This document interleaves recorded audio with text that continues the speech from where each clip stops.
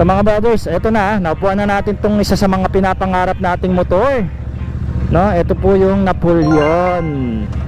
So ibang iba siya, pinagsama siyang cruiser bike na may pagkakape kasi naka clip on tayo rito mga brothers. Pero mabaga ng paman, I'm excited dito matest ride itong motor na to. So ganun pa rin, iikot pa rin tayo dito sa pinaka parang test ride vicinity nila. Nandito tayo once again sa Binelli, Cavite po, no? Bacoor po ito, Molino, Bacoor, yan. Ibang iba yung ano niya. Ganito pala yung feeling nun. Wow. Naninibago ako. Paano yung cambio? To. Yan, ayan. Naka-put forward tayo dito mga brothers. At the same time, hindi tayo naka-upright position, no? Naka-cafe position po tayo rito. Nako, ayun, oh. At naninibago ako. Alright, tuloy ang ating vlog. Okay, check muna natin siya sa slow speed mga brothers. Medyo naninibago ako kasi naka-put forward, tapos naka-aggressive yung riding position natin dito. Grabe, no? Pero iba yung power niya. Iba yung power nito mga brothers. Slow speed muna tayo, gamayin muna natin. On the spot kasi ito puta, gagalit yung motor. Iba yung karakteristik nitong benda na to. Actually, pinapangarap ko talaga masakyan to, kaya binlog ko ito kahit wala pa noon dito sa Pilipinas. Pero ngayon, nakaupo na tayo, no? Bagong model ng benda, Napoleon 450. Alam ko pag nilabas nila ito, 500 na ata nila ito i-register ang model nito. Pero ang pinaka-original po nitong displacement is 450cc. Yan, no? Ayon sa Benda Global, alright? No, medyo mabigat yung motor mga brothers dahil given to dahil isa itong 500cc. Okay? At ang impression ko dito, kailangan masanay kayo kasi iba yung approach ng kanyang riding position, no? Naka-put forward tayo rito pero aggressive naman yung ating handlebar, no? Yun yung karakteristik nitong bobber na to. Bobber kasi ito Ayan lakas Grabe ba yung B-engine niya mga brad. Ito talaga something na talaga ako nai-inlove talaga ako pagka B-engine yung makina. Iba yung tunog, iba yung hatak, iba yung power delivery niya, no? Tapos naka belt drive pa to. Kaya talaga yung power delivery, no, sa final drive niya talagang napaka-solid, no? Alright. Stock pa yung muffler nito Slow speed mga brothers. I think may kabigatan to. Ito, gawin na natin. Ayan, so it takes time dahil naka-balloon setup ang gulong nito. Ayan, pero okay naman, hindi naman siya ganun kabigat. Hindi kagaya ng Glide 500 na FK. Mabigat yung yung pinaka top heavy siya. Pero ito, balancing bigat niya Pagtrasera tayo. Iba talaga yuyuko ka rito. Ito yung karakteristik niya, yuyuko ka. Grabe, para hindi mo na naka-sports ang handlebar dito pero naka-put forward ka naman sa baba, no?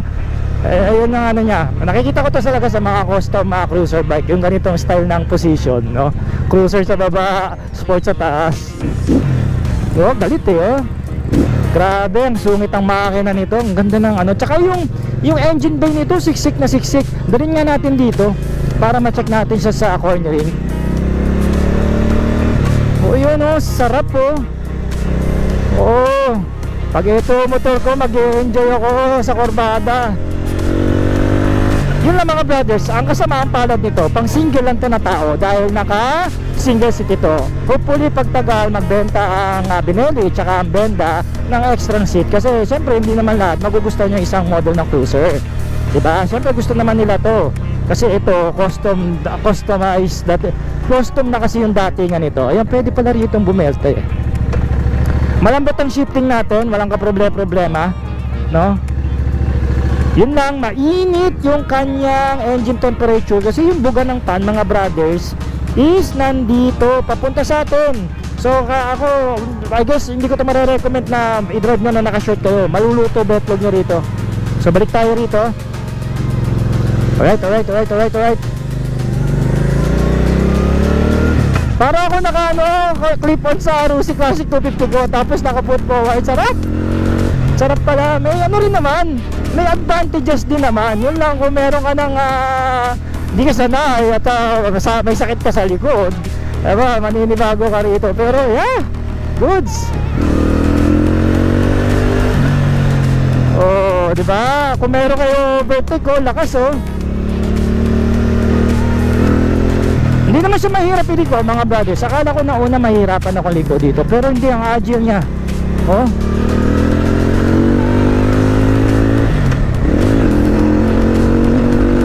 Oh, sarap oh. Yun, oh.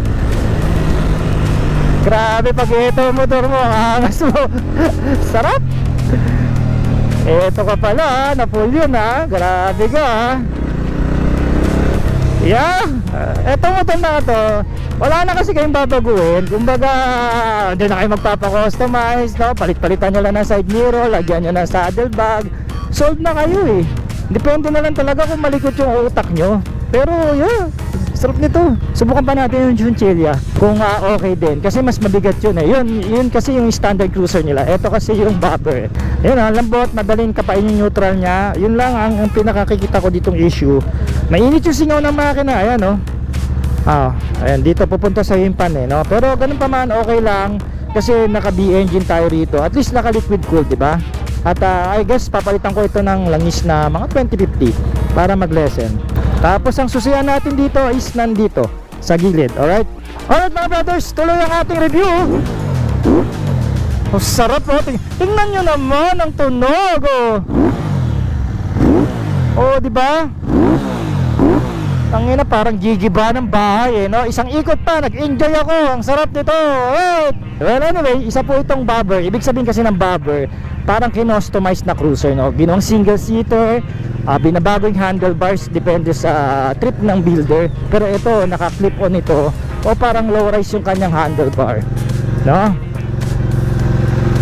Grabe, pag ito yung motor mo, hindi ko maano kung lagi ko ito tititigan. Kaya let's go! Sa go! Okay, sarap. O, di ba? Aggressive sa mga brothers. Pag ito motor mo, para ka rin naka-sports bike na naka-classic ka na style ng motor. Kasi nakayuko ka eh. So pag nakayuko tayo dito, talagang matakaw tayo sa gas. Yun naman yung characteristic niya. Gusto ko mag-perform yung preno, sensitive. Ayan, I guess hindi ko ito sa inyo masyadong ipo-full review. Bigyan ko na kayo ng initial impression dito kasi kulang na tayo sa oras eh, no? At least may idea tayo. Slow speed, medyo mabigat yung unahan, no? Which is normally dahil ang laki ng gulong. Kurbada ulit. At least meron dito mga 3 kurbada oh. Pero ako patatakbuhin ko lang ito ng ganito. O, di ba? Swabe lang, di ba? O, tanyo naman, o. O. Ayan, o. Yun lang, hindi kayo makakapag-angkas dito, lalo na kung may date kayo. Yun ang kalungkutan. Talagang pang ano lang to, solo rider. Yan, mag-isa sa buhay. Ang ganda ng huni ng makina nito. Ang sarap niya sa kurbada rin mga brothers. Nalamdam mo yung bigat niya, yung pagka-stable ng motor, yung pagka-barumbado niya nandun eh. Yun lang. Ang nakikita kong downside sa kanya dito sa ating impression ride is mainit yung makina, no? So hindi po recommended itong maninuin na naka-short. Siguradong maluluto ang inyong mga bet loads. Alright, balik na natin. Subukan naman natin yung Chinchilla. Tama ba ako ng pronunciation? Baka may mag-correct na naman. Correct na lang ako kasi ako naman, okay naman ako i-correct. Pre-education eh, diba? So it means walang bayad, diba? Naturuan ka pa, no? Alright, so mga brothers, etong motor na to is I think may presyo ito ng around 350,000. Hindi ako nagkakamali, pero post natin yun na eksakto. And for me for the price point ng ganon, kasi mostly pag mga high-end na cruiser, mga Harley, Indians, kalahating milyon yan pataas, may milyon pa nga yan. Ito, less 500,000, meron ka ng custom classic na cruiser kung tawagin na bobber, diba? Saka pa, tapos yung performance hindi ka mabibitin. Ang lakas. Primera pa lang yan, nagahamon na. Segunda, ganun din. Oh, grabe to. Oh, may kakatin tayo. Hintayin nyo lang oh. Pero talaga yuyuko ka rito. Grabe. Tsaka ano, nakikita ko niya tinetest ride to. Ang angas tignan, brad. Ang layo pa lang. Ang angas mo nang tignan sa motor. Talagang head turner ka rito pag ito ang sakay mo. Siguro kahit pangit ka dito na tao, wala, hindi ka magandang lalaki, pag sumakay ka sa motor na to, nako, gagwapo ka sigurado mga brad. Alright, sana may oras pa tayo para i-test ride yung isang cruiser, no? Hopefully. At hindi pa sila sarado. Wala pa naman ata yung truck na magkakarga eh. O, nandyan na. Ito na ata. Aray ko. Ito na. At close na ata sila. Once again, maraming salamat Benelli Cavite, no? For giving me a chance na ma-test ride po itong mga motorsiklo nyo. Okay, kung interesado po kayo, pwede nyo po kaming i-PM o yung Benelli Cavite. At para i-assist kayo sa mga bikes nila. Alright. So mga brothers, no, mag-comment naman kayo ng yes kung nagustuhan nyo ang ating initial impression ride dito sa motor na ito. At huwag nyo pong kakalimutan i-like ang ating episode para sa konting suporta, no? So once again mga brothers, ride safe and cheers!